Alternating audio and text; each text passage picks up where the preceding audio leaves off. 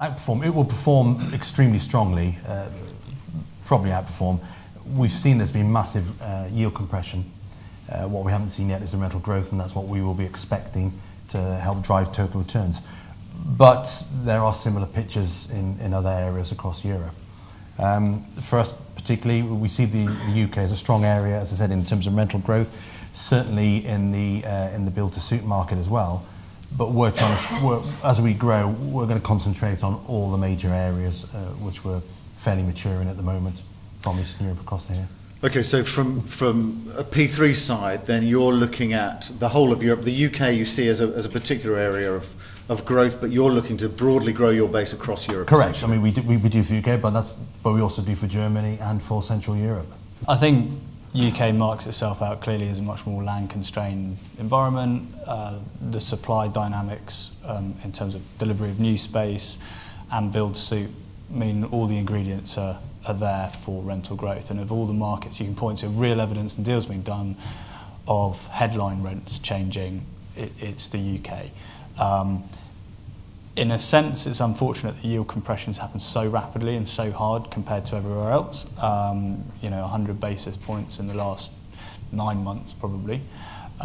You could say that that's now being priced in, certainly compared to elsewhere in Europe probably.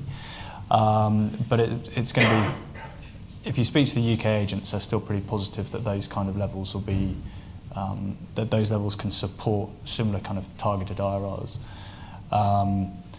Personally, I still think there's a lot to go in markets like Poland. Germany, compared to the UK, has still got a little bit to go, and it's clearly a bigger economy generally, and it's got drivers there. It'll be interesting to see what the panel think of places like Czech Republic, which seems to be overlooked in quite a few conversations, but there's some quite significant transactions that could be taking place in the next couple of months. And it'll be interesting to see if the whole of Europe has got back to a kind of fully functioning market.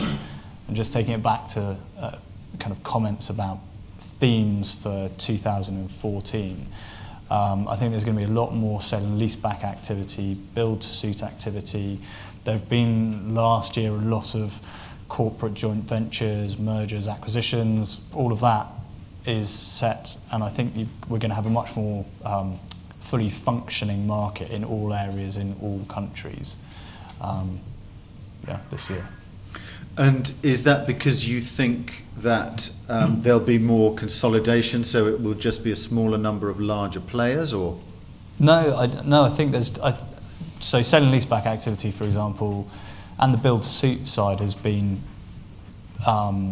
It's been in the market, but not of scale. I mean, if you look back at pre-2007, there was 20% of the investment market and kind of occupational activity was in and around that, if not more.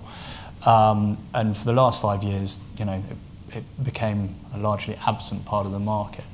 So I'm just thinking about, sat here last year, we were kind of trying to predict what total turnover volumes would be. We were talking about the big deals and JVs and capital raises that were going on in the background, which were going to add billions to the total investment volume. I don't think any of us would have anticipated we'd get to 14 billion in the space of a year. Now that a lot of that activity's happened, I think that there's going to be underlying typical fully functioning market activity that will continue to support those volumes and yield compression over the course of this year.